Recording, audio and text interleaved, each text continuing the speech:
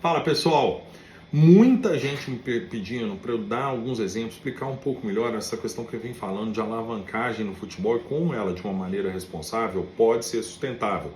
O pessoal está muito traumatizado com a alavancagem que o Itaí e o Wagner fizeram e quebraram o Cruzeiro. Isso não foi alavancagem que quebrou o Cruzeiro, foi irresponsabilidade junto com corrupção. Alavancagem, a grande maioria, quase todas as empresas listadas na bolsa, é só você pegar os demonstrativos financeiros são abertos, eles têm um nível de endividamento. Só que é um nível de endividamento saudável. E isso gera, inclusive, alguns ganhos tributáveis. Você ter, entre aspas, dívidas boas, com taxas boas, com carência boa e planejada para serem pagos.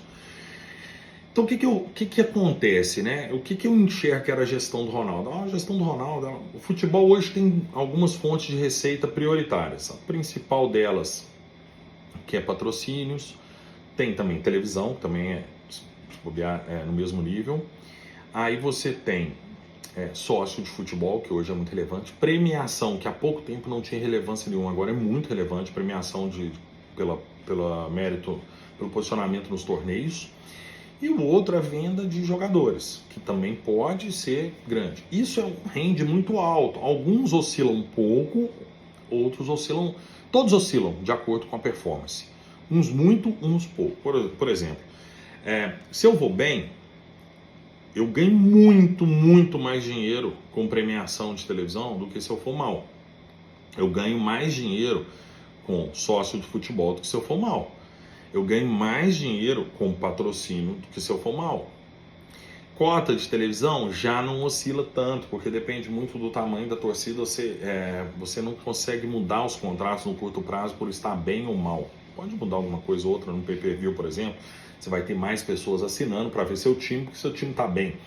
Mas não é uma oscilação tão grande. E um que oscila muito também é a venda de jogadores. Times bons revelam bons jogadores. Só vendo quem são os maiores vendedores, em quais momentos da vida do time que ele revelou mais jogadores e fez mais receita. O Flamengo e o Palmeiras estão fazendo fortunas aí com o futebol de base. Não é à toa, não é porque a base deles necessariamente é melhor que a dos outros.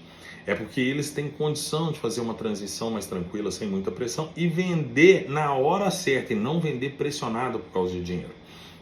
Então, quando eu falo que um time tem que alavancar, ele precisa alavancar um dinheiro, por exemplo, mas o Ronaldo não tinha dinheiro, não precisa ter. Ele precisa ter crédito e ele precisa ter confiança de investidores ou de patrocinadores.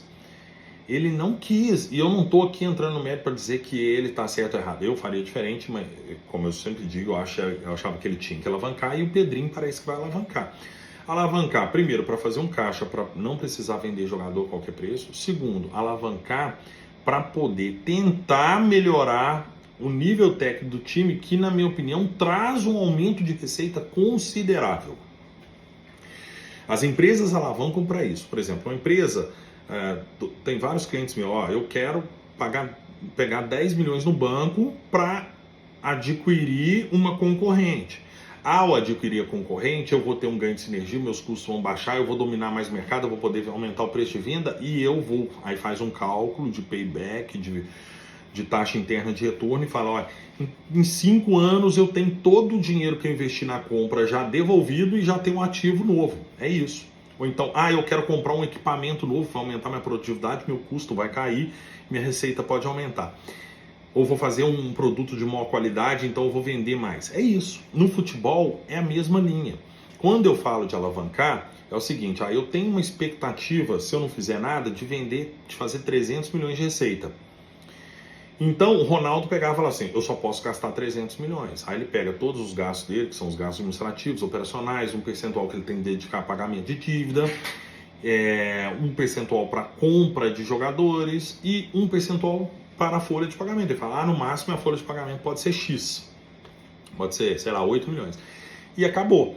A minha teoria é o seguinte, eu tenho 300 de uma expectativa, vamos dizer assim, conservadora, eu vou investir 400. Eu vou gastar esses 300, eu vou pegar 100 milhões no mercado, né? Empresas lançam debêntures ou pegam empréstimo, eu vou pegar esse dinheiro com um investidor, alguma coisa assim, e vou definir desafios para minha equipe comercial que faz gerar receita.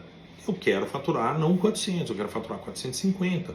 Ou nesse ano eu quero faturar 380, eu perco até 20, mas no ano que vem eu vou para 430 e eu recupero tudo que eu investi em 2, 3 anos. É essa a ideia do negócio. Mas como, Júlio? Claro, montando melhores times, eu vou alavancar meu programa de sócio, eu vou alavancar minha premiação, eu vou poder revelar novos jogadores, eu vou poder aumentar o meu valor de patrocínio de camisa, eu vou poder aumentar o número de propriedades, botar outros patrocinadores e eu vou ficar um time mais atrativo, eu vou ter mídia espontânea, eu vou aparecer no jornal toda hora, eu vou aparecer nos sites de notícia esportiva toda hora. E aí os meus patrocinadores aparecem mais e aí eles vão querer investir mais e bota a roda para girar. Esse é o segredo. Esse é o lance. Júlio, mas não é uma garantia. Não estou dizendo que é uma garantia que o meu time, se eu investir mais, meu time vai performar mais. Porque pode acontecer, eu invisto mais, só que eu invisto com irresponsabilidade, sem fazer uma análise criteriosa do meu investimento, das contratações, e dá errado. Aí o que acontece? Eu investi 400 e mantive os 300 de receita. O que acontece?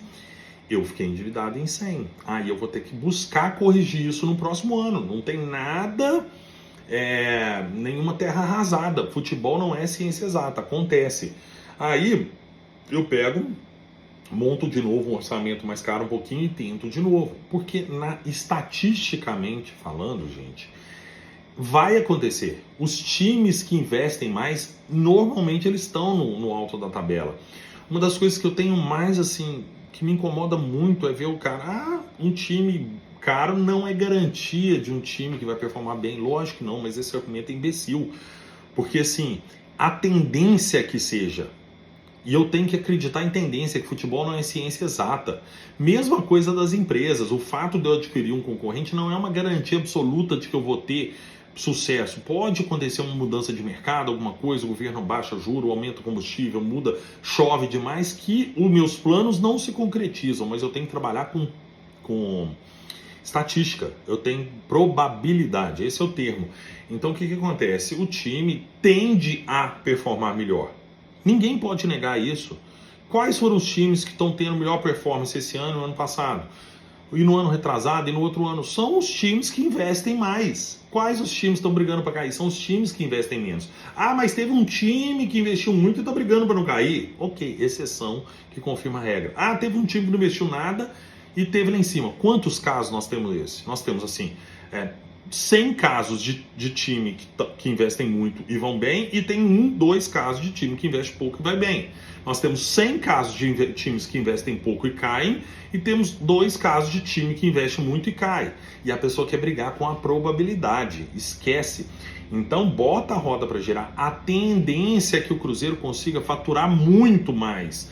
Bom, eu chutei 100 milhões, que seja 50 milhões, a tendência é que consiga muito mais, porque vai aumentar um sócio, vai poder vender mais jogadores, já falei isso tudo, aumenta a média de público, você aumentando uma média de público, você aumenta a demanda, você pode ajustar um pouco o preço do ingresso para cima, é uma série de benefícios incontáveis, mas para isso você precisa ter uma equipe comercial competente para capitalizar isso.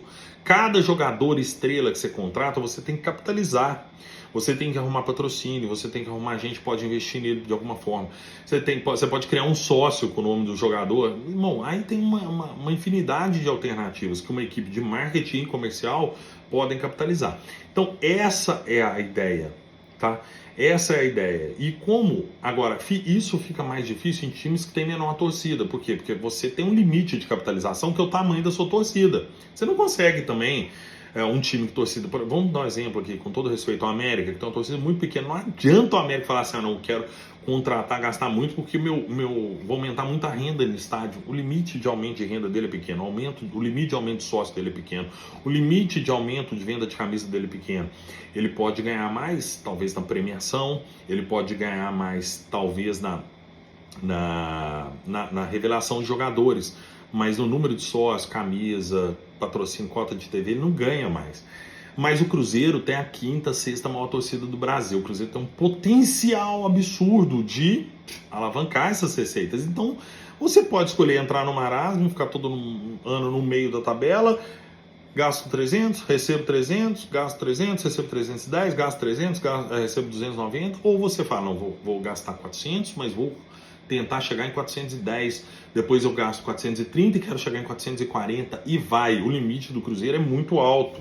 Lógico, não dá para querer ter uma receita de 1 bilhão igual o Flamengo, exatamente porque o Flamengo tem uma torcida gigante, o potencial do Flamengo sempre vai ser maior, né? Mas dá para chegar no nível do Palmeiras, nossa torcida é pouco menor do que a do Palmeiras, e dá para chegar, né? Então a lógica é essa, é isso que eu penso, e eu acho que é isso que vai acontecer com o Pedro. Então não é uma questão de ter ou não ter dinheiro. É lógico, ter dinheiro permite que a pessoa seja um pouco mais corajosa, e é isso que vai acontecer. Mas é uma questão principalmente de mindset, de mentalidade. O Pedrinho, com toda a certeza do mundo, ele alavancou muito o Supermercado BH para crescer nessa velocidade que ele está crescendo, o número de lojas. Se ele fosse seguir essa linha mais ponderada do Ronaldo, ele ia crescer o quê? Uma loja por ano, tal, alguma coisa assim. Pega os lucros de uma das lojas, dá para fazer uma outra. Pega os lucros, e não foi assim. Ele está crescendo um ritmo alucinante de lojas, rapidinho vai chegar a 200, porque ele é ousado, e ele vai ser ousado no Cruzeiro. Essa é a minha linha, entendeu? Então, assim, endividamento não é pecado. Quase todas as empresas fazem, só que você tem que fazer com uma taxa boa, com uma carência, com um prazo de pagamento, planejar esse fluxo de pagamento. É isso que uma parte financeira faz. Você planeja o negócio, fala, se tem plano B, se eu não conseguir esse ano, eu vou conseguir no ano que vem, aí eu tenho como alongar essa dívida aqui, eu vou ajustando daqui, faz previsão de fluxo de caixa todos os meses para não ter surpresa desagradável. É assim uma gestão profissional, entendeu? Espero que eu tenha sido claro, é um assunto meio técnico, né? Espero que eu tenha sido claro, agradeço. Comenta aí o que você acha e divulga para os seus colegas aí. Isso aplica a qualquer time de futebol, tá bom? Um abraço, com Deus.